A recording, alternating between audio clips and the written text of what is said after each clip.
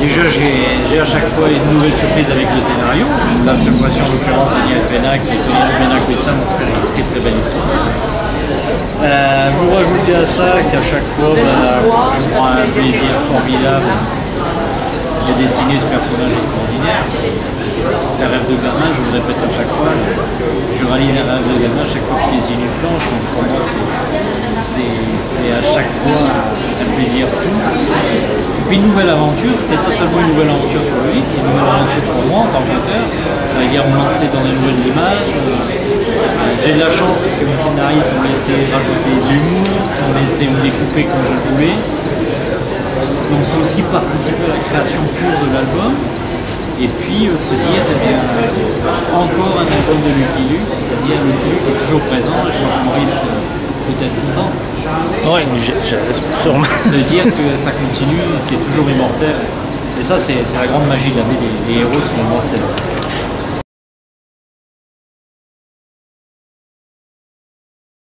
Le scénariste ne pense jamais au dessinateur. Ce qui peut se résumer à une phrase se résume des fois graphiquement à une page. Donc c'est autre chose. Mais là, ils m'ont gâté parce qu'ils m'ont réalisé une très très belle histoire. J'ai eu la chance que les rebondissements soient nombreux. Les lieux sont très différents. Les événements sont très variés. Et en plus, ça m'a permis, moi, d'intégrer des gags que je n'aurais jamais pensé faire. Par exemple, quand je fais faire jouer au boule à Lucky Luke quand il joue la pétanque, bon, je pense que ça a dû être le même moment de plaisir qu'a pu avoir Maurice quand il l'a fait jouer aux échecs. Voilà. Avec Joey Jumper, parce que je précise, Joey Jumper joue et puis, oui, à chaque fois, c'est un nouveau challenge, parce que moi, j'aimerais bien refaire des grands espaces, j'aimerais bien refaire un peu l'Ouest profond. Et là, j'ai eu encore à faire des trains, ça c'est dur, c'est long, faire des villes. C'est plus difficile que les chevaux ou... Non, c'est pas plus difficile, mais disons que c'est vrai qu'on a toujours un petit quelque chose qu'on aime. Mais moi, je suis quelqu'un de la campagne, donc j'aime bien les grands espoirs. Avoir la possibilité de dessiner des étendues vierges, l'Ouest comme on le voit au cinéma, c'est ce qui me plaît. Donc c'est vrai que quand je fais des villes, des intérieurs de saloon, même si c'est l'Ouest typique, il y a des moments où j'aimerais bien faire des choses naturelles. J'aimerais bien faire des grandes cavalcades dans le désert.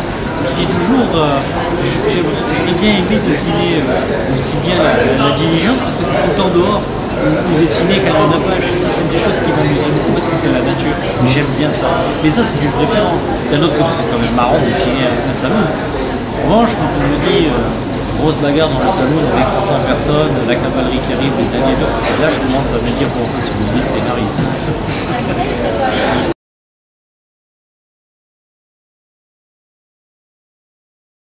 Oui, puisque bon, si vous voulez, mes scénaristes, comme je vous disais, ont réalisé un synopsis sur 42 planches, et non pas 44, mais 102 planches. Donc j'ai fait le découpage et j'ai pu rajouter de l'humour. Donc quand on rajoute des gags, évidemment, on participe d'une certaine façon. Alors évidemment, ça veut dire des gags aussi bien visuels que des gags dialogués. Et ça, c'est intéressant, donc on participe de la façon. Maintenant, soyons honnêtes, 90% du travail scénaristique, c'est Fonino et Daniel. C'est un beau scénario, donc moi j'ai eu beaucoup plaisir. Mais c'est des fois aussi plaisant de dessiner Horatio Ken, des experts, enfin, on appelle ça CSI, je crois, en Amérique du Nord, là, cette fameuse série de policiers scientifiques. Voilà, moi ça me fait plaisir de m'amuser à dessiner ça, c'est-à-dire que voilà, c'est ma petite participation au scénario. Quand on sait que Daniel Pénac ne sait pas ce que c'est parce qu'il ne regarde pas du tout ce genre de télévision. Voilà, donc c'est une façon aussi pour moi de participer et dans une histoire qui est quand même très bien écrite dès le départ.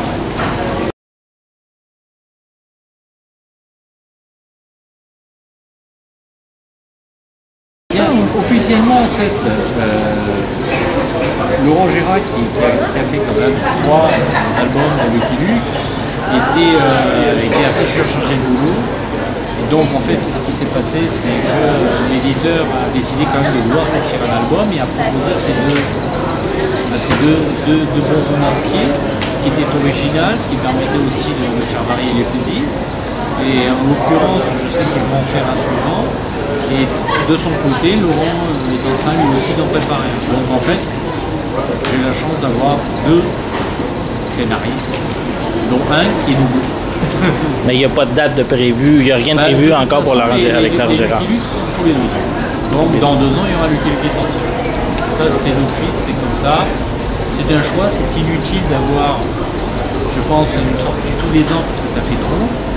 Ensuite, c'est un parti pris, mais on est tous assez d'accord. Je pense que l'éditeur, moi je suis assez d'accord pour ça, c'est que je préfère prendre mon temps, mettre bien du temps pour faire un bon album, plutôt que de me forcer à travailler à outrance pour sortir tous les ans un album. Et pas forcément. Je préfère que tous les 2 ans soit un bon Lucky Luke que tous les ans un Lucky Luke moyen. Voilà, donc c'est un choix.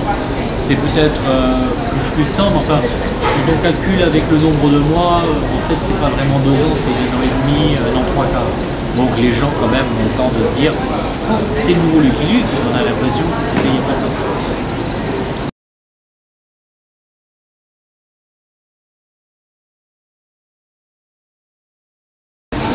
C'est des tireurs fous aussi, on pourra dire ça, puisqu'ils tirent plus vite que leur ombre, mais ils tirent mal plus vite que leur ombre.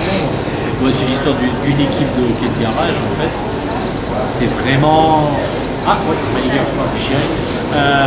c'est vraiment une équipe typique de hockey de garage.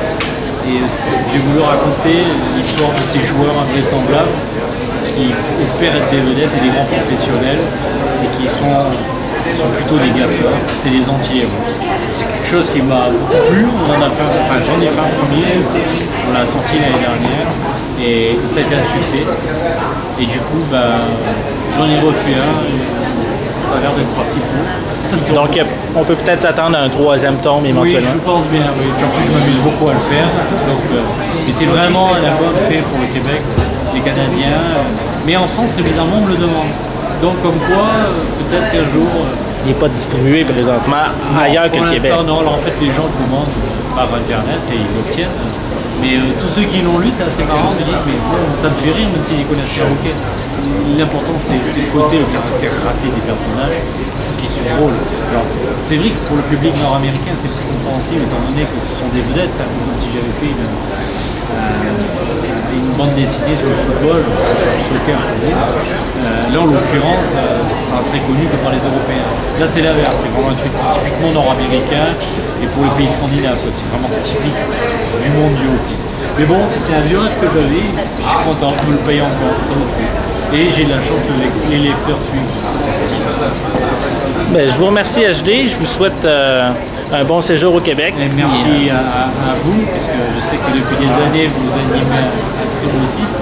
Et c'est vrai que c'est le site par excellence sur Lucky Luke et son univers. Et ça, on peut vous remercier parce qu'on peut dire que vous êtes fidèle à la série. Et ça, c'est vraiment sympa.